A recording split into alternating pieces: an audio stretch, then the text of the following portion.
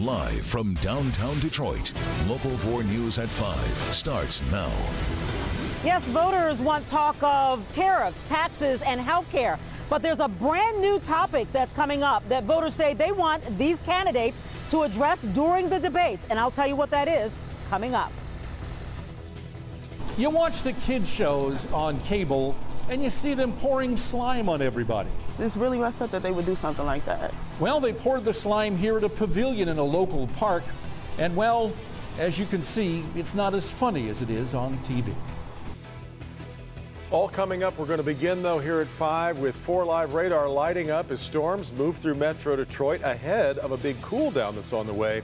But right now, here we go again. DTE says there are 40,000 customers without power thanks to this new round of storms. We've already seen multiple severe thunderstorm warnings, so let's get right over to Ben with more. Hi, Ben. Hey, Kim and Devin, that roughest stuff was on the front end of this, so that is past us now. We're still not out of the woods as far as the rain. That's going to continue, unfortunately, through the evening commute. But look here in the north zone, you can see these pockets of some pretty heavy rain. A lot of those are on the other side of the border right now into Lake Huron and parts of Ontario, but there still may be some pretty significant downpours here in the eastern end of St. Clair County. Further south, there's still a lot more to go, although this is generally starting to move more east. We're still going to be seeing activity at least through the evening. As far as showers and thunderstorms go, it looks like they will stay below severe limits.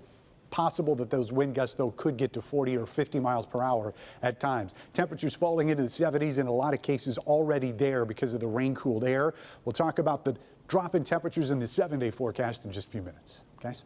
All right, Ben. Well, for the next few days, downtown Detroit is going to be the center of the Democratic race for the White House, of course. Fox Theater, a hub of activity ahead of 2 nights of debates with this still very crowded field of candidates. No shortage of media in town either, ready to cover the debates coming up tomorrow night and Wednesday night. Security is tight, and many of the candidates are already here in town. Paula Tutman is live at the Fox Theater, where final preparations are underway. Paula. Hi, guys. Yeah, I want you to take a look because you can see the stage is actually really being set for these debates. Each of these candidates wants to do what they need to do to stand out. But you know what? Voters want to stand out, too. And the ones I'm talking to say they have something very specific they want these candidates to address head on. The mechanics to put Detroit on the national stage are in full swing. A temporary set city has been built across from the Fox, where the Lions and Tigers fans usually tailgate. This week's game, high-stakes politics. Starting Tuesday and finishing Wednesday, CNN sponsors the next Democratic debates. And Detroit is in the spotlight, 10 and 10. 10 Democratic candidates per night. An opportunity to speak up and be heard by an electorate that matters. Michigan could be up for grabs. I think it's awesome. I think that it is an honor to be a part of the campaign, whether or not you're for or against or whatever your political party affiliation is. Many of the candidates have been stumping the city hard, looking for votes where many often think the electorate has been largely ignored. I'm concerned that if we are not a part of the revenue that's coming out of our own communities, we're going to remain in the condition that we're in today. And voters want issues, not distractions, discussed. Detroit is kind of in a unique moment in its history as well. And so I think it's really good to be able to have, just more exposure nationally to where we are as a city. And hopefully only good can come from having people nationwide see Detroit as a center for the conversation. And as important as tariffs, health care, and taxes are, a new main topic is emerging for the Detroit electorate. They want these candidates to address this head on, and that is healing division. I think one of the main issues is mending our country, bringing people together. Yeah, and so I want you to remember nooks and crannies because that's going to play a big role in this election, according to people we're talking to, paying attention to folks who don't generally vote. They're registered, but they don't get out to the polls, getting them invigorated to indeed get out to the polls. Guys, back to you. Exactly right, and that's going to be a big part of this, is who really feels motivated to get out and vote. With the Democratic field, though, so crowded, we expect both these debates to be really interesting because some of them are fighting for their political lives. Stick around. Tomorrow's set of 10 include Mayor Pete Buttigieg, Senator Elizabeth Warren, and Senator Bernie Sanders. And then Wednesday night's field of 10 includes former Vice President Joe Biden and Senators Kamala Harris and Cory Booker. So be sure to make Local 4 your home for debate coverage tomorrow and Wednesday. We'll have live team coverage before and after the event with in-depth analysis and interviews with the candidates. Well, extremely high lake levels putting a big hurt right now on Harsens Island. Yeah, during the high summer months, the island is normally packed, but this year the flooding is not only putting homes at risk, but also hurting the handful of small businesses that bank on vacationers. Priya Mann on Harsens Island right now, where all they want to see is the water levels finally starting to recede. This was the Bergdahl's boat ramp, and they tell me you could walk another 3 to 4 feet and it would have been dry. But as you can see, Mother Nature has turned this area into a mini pond. This is the worst I have ever seen it. Front lawns have all but disappeared. Every time a freighter goes by or a boater ignores no wake laws, the water rises. It's the back channel, and this thing will right now will go down a foot and up a foot, especially a full 1,000-footer that goes by. Today, another delivery of gravel to add to their growing pile. A lot of things we're not doing. There's very little flowers. I can't mow the grass here. That out there is so muchy. I got 2 tractors and I can't, if I pull in there, they'll get stuck. Porta potties have become a common sight. Well, they can't flush the toilets.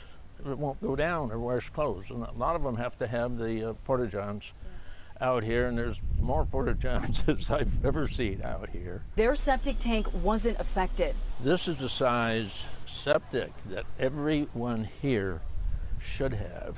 Instead of boating and wearing flip-flops, they're sandbagging and wearing boots. These are called my Harsens Island tennis shoes. It's a treat to wear tennis shoes. Next door, Midgie Fannin has also been struggling. How many pumps do you have going right now? I have 1, 2, 3, 4, 5, and one under the house, a big one under the house. The last time it was this bad on Harsens Island was back in '86, and these water levels are breaking records. It's just extremely stressful for me. You wake up in the morning and you pray to God all your pumps are working. There's not much they can do except hope the water goes down. There was a storm and the wind, and the wave came this way, and everything was covered with water this much. Yeah, she described it as a tsunami. I'd also like to point out I am wearing my own Harsens Island tennis shoes, something I didn't think that would happen. Now, residents are doing their part. They're taking shorter showers. They're not using the dishwasher. They're going to the laundromat instead. Coming up at 6 o'clock, some businesses are booming. Others are really hurting because of Mother Nature. You'll hear from them coming up in the next hour. Reporting from Algonac, I'm Priya Mann, Local 4. Yeah. Okay, Priya. Well, tonight, investigators are still searching for a motive in the shooting at a California food festival. It killed 3 people and wounded 12 others. They're shooting. That gunfire broke out south of San Jose, I should say, at the annual Gilroy Garlic Festival. Witnesses say they heard as many as 40 shots. Police responded to the scene in just 1 minute and shot and killed the 19-year-old alleged shooter. I had 3 officers that engaged the suspect, and despite the fact that they were outgunned with their handguns against a rifle, those 3 officers were able to fatally wound that suspect, and the event ended very quickly. Investigators searched the alleged gunman's home this morning looking for clues as to why he did this. A 13-year-old girl, a man in his 20s, and a 6-year-old little boy were all killed in the shooting. Parks and Rec Department in Roseville calls it an ignorant act. They posted this picture of a park pavilion trashed with glue spread on the floor along with a bunch of trash, and the reason why is just as bizarre. Rod Maloney shows us it was retribution for a dispute with park staff. You could almost call this a sadistic Sunday. Marbles, sprinkles, Purex, Elmer's glue, vandalism in a park pavilion. that is requiring extra effort to clean up. Roseville Memorial Park on a Sunday, a nice, clean, family fun place, except after some possessive park goers took their frustrations out on a pavilion, leaving behind a sticky, goopy mess. Here's a still of a kiddie pool filled with a homemade concoction the Roseville East Point Recreation Authority believes came from an internet recipe for Nickelodeon-style slime. Jeff Schmitz, the Public Services Director. It's unfortunate that some people are just so disrespectful for public property. The whole thing apparently started when a large group using the pavilion nabbed the tables from a nearby gazebo. The pavilion is first come, first serve at no cost. The gazebo gets rented, and the renters found no tables. So when the park attendant came over and said that the tables needed to be returned, they were quite upset with that. And then they started to put up a bounce house, which you have to come in and get a permit for because there's liability issues with that. When staffers pointed out they didn't have that permit, apparently that meant it was time to slime. Holly Love brings her 2 boys to the park often. We come out here to enjoy the space, and someone comes out here and waste our, tax dollars to have something like this cleaned up is a mess. Good job. Yeah, definitely. When we have to dedicate crews to come out and clean this up, something else in the city isn't getting done. That was very childish to do. Now the vandals got very lucky because the video cameras you see right above me do actually work. It's just that they weren't working at the time. They're fixing that, but the Parks and Rec Department here would very much like to see if anybody knows who it was that did this, to call them. In Roseville, Rod Maloney, Local 4. All right, Ron. Bizarre answer. It is really. Yep.